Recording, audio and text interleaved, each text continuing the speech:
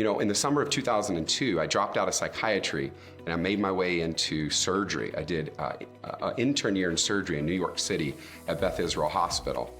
And I had what I call like a very short honeymoon period with pain management. I thought it was the greatest specialty in the world.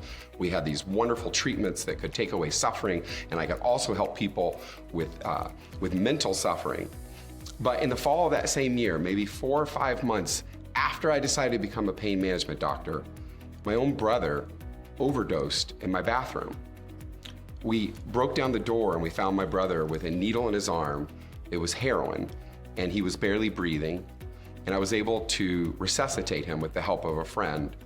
And I can remember sitting with my brother and crying with him and pleading with him to get treatment.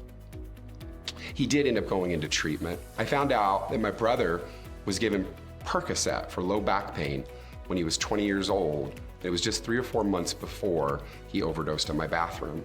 He rapidly became addicted to opioids and found his way to the streets where he found heroin. I spent the next 10 years of my career helping my brother as he was in and out of treatment facilities and in and out of prisons and in and out of hospitals. Dealing with my brother's opioid use disorder was not something that I was equipped to handle.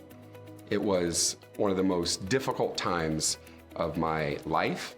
I helped raise my brother since he was 2 or 3 years old. I would walk with him to school. I would pick him up after school.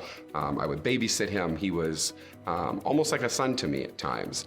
And watching his life slowly slip away under the grip of opioid use disorder was one of the most difficult things that I've ever dealt with.